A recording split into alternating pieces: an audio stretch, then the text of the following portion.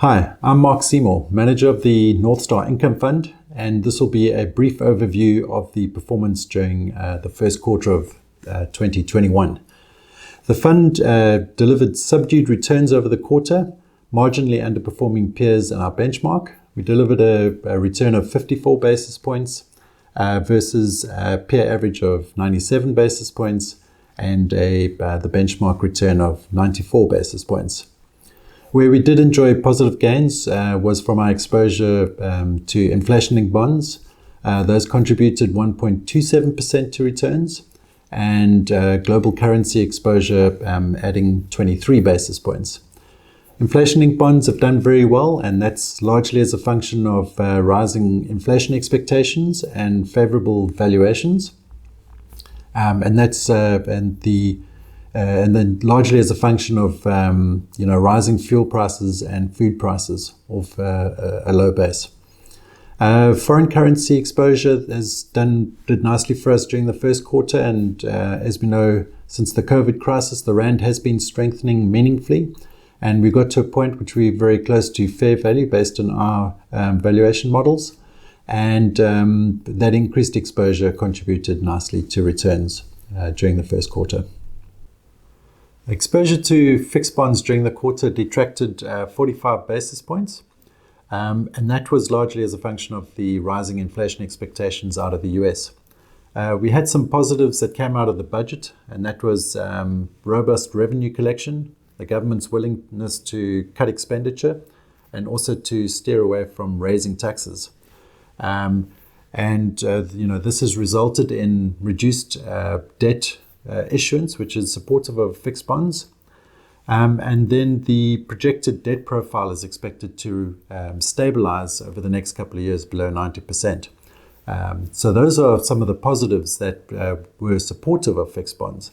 However, in the US, what we had as a function of the large stimulus package or packages that we've had since last year and the most recent one, and the successful rollout of vaccines, has resulted in the market's expectation that inflation is going to be rising. And so what we've seen is US bond yields rising substantially, and that has impacted the local market negatively.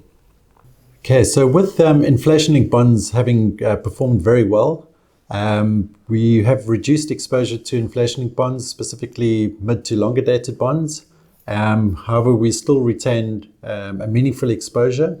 On average, yield to maturities at 2.7% real, and those are, I think, all very nicely valued, given that the average inflation over the next year has actually ticked up and actually hovered to more than 5%. So we expect continued good returns from that holding.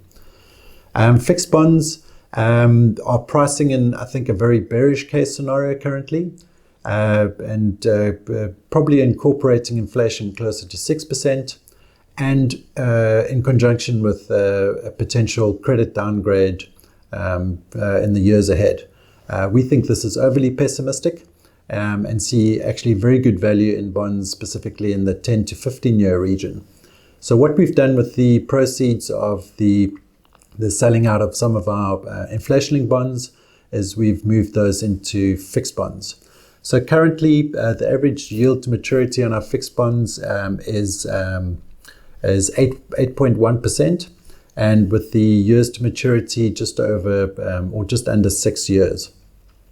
So to summarize some of the changes that we've made in the portfolio, as I've mentioned, we've reduced exposure to inflation-linked bonds, and those are mid to longer dated bonds. We've used those proceeds to increase our holdings in fixed bonds, and that's specifically in the 10 to 15 year region of the curve. And then lastly, we've added 3% gold to the portfolio, and we believe that gold prices should find traction given the massive expansion in the monetary base globally, coupled with the fact that we're getting negative yields out of US bonds, and that's over the next couple of years. Okay, so in summary, the North Star Income Fund is on an attractive yield of 6.3% versus what you can get on cash at 3.5%, or marginally more if you take on some credit risk. and in conjunction with a embedded layer of insurance with global currency exposure and some gold, which we've added more recently.